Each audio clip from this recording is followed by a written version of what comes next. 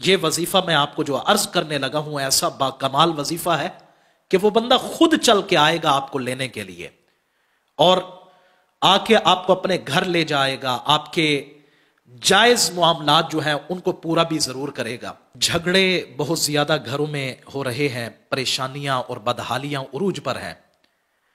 گھر ٹوٹتے جا رہے ہیں، جدھر بھی کان دھریں آواز طلاق کی سنائی دیتی ہے، جدھر بھی اپنی سماعت کو لگائیں پتہ لگتا ہے فلاں کا شوہر فلاں کو طلاق دینے پر آمادہ بیٹھا ہے، فلاں کا شوہر فلاں کو طلاق دے چکا ہے یا دینے والا ہے۔ والدین اس حوالے سے بڑے پریشان ہیں، بچیاں تو ویسے ہی پریشان ہیں، اور اس حوالے سے اپنے والدین کے گھروں میں بیٹھ کے آہوزاری کرتی ہیں، روتی ہیں۔ اب ان کو کوئی اور راستہ نظر نہیں آتا، اور مرد بھی ایسے ہٹ دھرم کہ ان کی زبان سے بس جملے نکلنے کی دیر ہے، رشتہ ٹوٹ جائے گا، ختم ہو جائے گا، وہ بھی نہیں سوچتے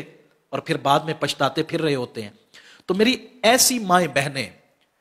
جو اس مشکل ترین وقت کے اندر اس مشکل کا شکار ہو چکی ہے، والدین کے گھر میں بیٹھی ہیں اور ان کو بار بار یہ دھمکی مل رہی ہے کہ میں تمہیں طلاق بھیجنے والا ہوں یا تمہیں طلاق دینے والا ہوں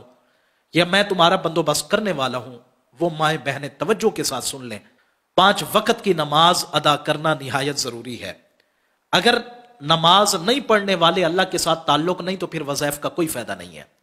5 وقت کی نماز ادا کریں، اس کے بعد یہ وظیفہ میں آپ کو جو عرض کرنے لگا ہوں ایسا باکمال وظیفہ ہے کہ وہ بندہ خود چل کے آئے گا آپ کو لینے کے لیے، اور آ کے آپ کو اپنے گھر لے جائے گا، آپ کے جائز معاملات جو ہیں ان کو پورا بھی ضرور کرے گا۔ وہ میری مائیں بہنیں توجہ سے سنیں، 5 وقت کی نماز پڑھیں، اور ہر نماز کے بعد اپنے معمولات میں سورت مزمل 1 مرتبہ پڑھنا شامل کر لیں۔ اور ہر عورت کے ساتھ یہ معاملہ ہوتا ہے کہ ہر مہینے میں کم سے کم 3 دن، زیادہ سے زیادہ 10 دن کی چھٹی ہوتی ہے، تو ان 3، 4، 5 یا 10 دنوں کے اندر جو چھٹی کے ایام ہیں،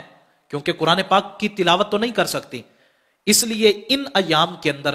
یا لطیفو اور یا ودودو کا سارا دن وظیفہ کرتی رہیں، انشاءاللہ چند دن کے اندر اندر